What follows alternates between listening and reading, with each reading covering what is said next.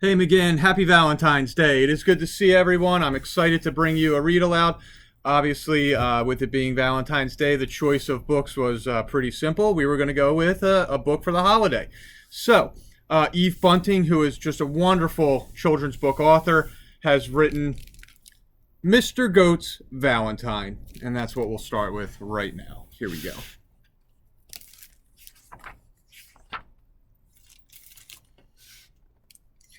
Mr. Goat read the headline in the Goat Times, February 14th. It's Valentine's Day.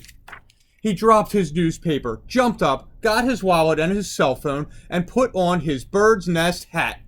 I'm off to show my first love how much she means to me, he told his cat Beatrice.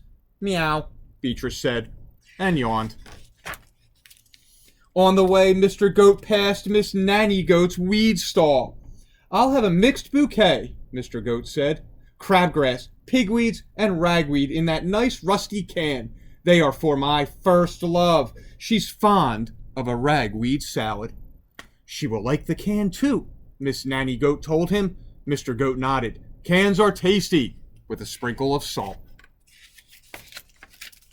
He had only gone a few more steps when he smelled a delightful smell.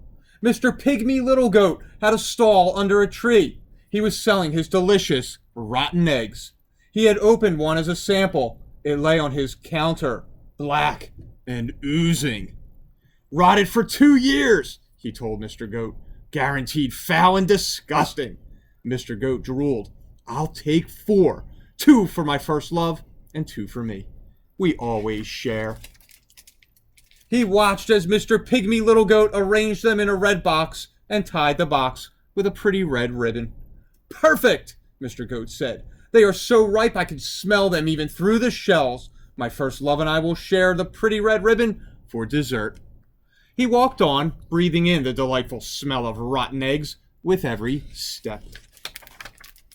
Miss Skunk came by with her perfume cart. She sniffed hopefully. What is that delicious smell? She asked. Rotten eggs, Mr. Goat said. Miss Skunk smiled. They smell like me. May I try one? Sorry. Mr. Goat wound his front legs around his egg box. These are for my first love. It's Valentine's Day. Miss Skunk cocked her head. Do you have a Valentine's card for her? No, I have presents. Too bad. For Valentine's Day, you need a card. Miss Skunk sprayed Mr. Goat. This is for you, Mr. Goat. You'll smell nice for her. Nice as your eggs. Happy Valentine's Day. Thank you, Miss Skunk. Mr. Goat sat under a tree and thought hard. Perhaps Miss Skunk was right. I do not have a card for my first love, he told himself, but I will compose a song and serenade her. It was shady and cool under the tree. He sat thinking, and before long he had the words of a song. Hooray! He straightened his bird's nest hat and hurried on. Soon he came to the house of his first love. Oh, he thought, I hope she's home. I should have called first. Mr. Goat burst into song. When I was a little kid, it didn't matter what I did. If I climbed too high and fell, you kissed the hurt and make it well.